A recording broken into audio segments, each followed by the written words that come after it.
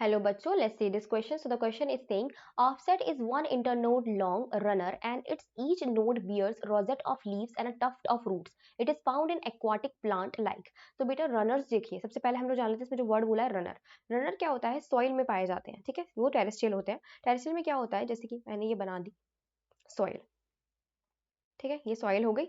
अब यहाँ पे पर्टिकुलरली किसी एक जगह पे एक प्लांट होगा जो ओरिजिनेट करा होगा, यहाँ पे लीव्स पाई जा रही होंगी.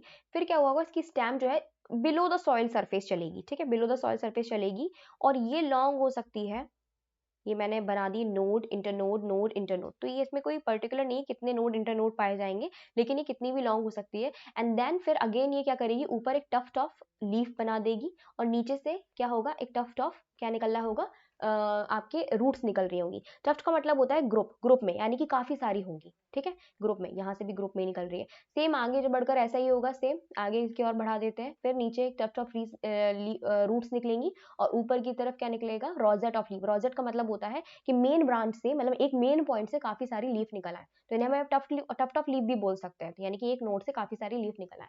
तो दिस इज कॉल्ड रनर. इसको क्या बोलते हैं बेटा, रनर बोलते हैं. अगर इसी कंडीशन को मैं डाल दूं वाटर में, ठीक है, इसी कंडीशन को मैं बना दूं एक्वाटिक, ये मैंने इस बार क्या ले लिया, वाटर ले लिया. अब मैं जो अपना प्लांट ले रही हूँ वो क्या है, पानी में पाया जा रहा है, ठीक है. यहाँ पर भी सेम कंडीशन है, यहाँ से ब्रांच निकलेगी, but this branch would be only one internode long, यानी कि एक नोड तो यहाँ थी, दूसरी नोड यहाँ है, और जैसे ही ये दूसरी नोड आएगी यहाँ पर भी क्या हो जाएगा, बहुत सारे ये इस तरीके से लीफ निकल आएंगे, रोजेट लीफ. नीचे से क्या निकल आएगा, रूट्स निकल आएंगे. फिर सिर्फ एक नोड की दूरी होगी, सिर्फ एक इंटर नोड की.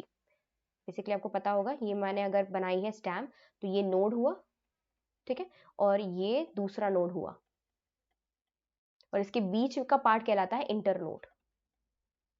इंटरनोड, ठीक है. तो ये इंटरनोड जो होता है, इसमें परमानेंट सेल पाई जाती है, तो ये कोई भी नई ब्रांचेस या लीफ नहीं बना सकता, सिर्फ नोड बना सकते हैं.